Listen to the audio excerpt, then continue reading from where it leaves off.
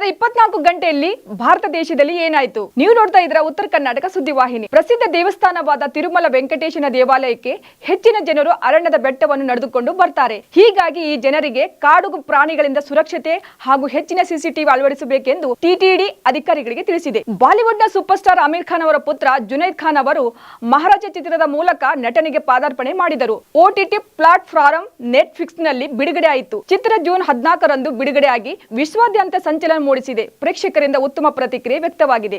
ಲೋಕಸಭೆ ವಿಪಕ್ಷ ನಾಯಕ ರಾಹುಲ್ ಗಾಂಧಿ ಗುರುವಾರ ಗುರುತೇಜ್ ಬಹದ್ದೂರ್ ನಗರದಲ್ಲಿ ಕಟ್ಟಡ ಕಾರ್ಮಿಕರನ್ನು ಭೇಟಿ ಮಾಡಿ ಅವರ ಸಮಸ್ಯೆ ಆಲಿಸಿದರು.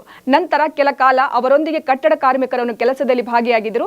ಈ ಬಗ್ಗೆ ತಮ್ಮ ವಾಟ್ಸ್ಆಪ್ ಚಾನೆಲ್ನಲ್ಲಿ ಹಂಚಿಕೊಂಡಿದ್ದಾರೆ. ವಿಶ್ವಕಪ್ ವಿಜೇತ ಟೀಂ ಇಂಡಿಯಾಗೆ 125 ಕೋಟಿ ರೂಪಾಯಿ ಚೆಕ್ ನೀಡಿದ BCCI ಅಭಿಮಾನಿಗಳ ಮುಂದೆ ಭಾವುಕರಾದ ವಿರಾಟ್ ರೋಹಿತ್. ಹೊಸ ಕ್ರಿಮಿನಲ್ ಕಾನೂನುಗಳನ್ನು ಮುಸ್ಲಿಮರು, ಬಡವರು, ಆದಿವಾಸಿಗಳು, ದಲಿತರ ವಿರುದ್ಧ ಹೆಚ್ಚು ಬಳಸಲಾಗುತ್ತಿದೆ ಎಂದು AIMIM ಅಧ್ಯಕ್ಷ ಅಸಾದುದ್ದೀನ್ ಓವೈಸಿ ಗುರುವಾರ ಆರೋಪಿಸಿದ್ದಾರೆ. ಅನುಕ್ಷಣದ ಸುದ್ದಿಗಾಗಿ ನೋಡ್ತಾ ಇರಿ ಉತ್ತರ ಕರ್ನಾಟಕ ಸುದ್ದಿವಾಹಿನಿ.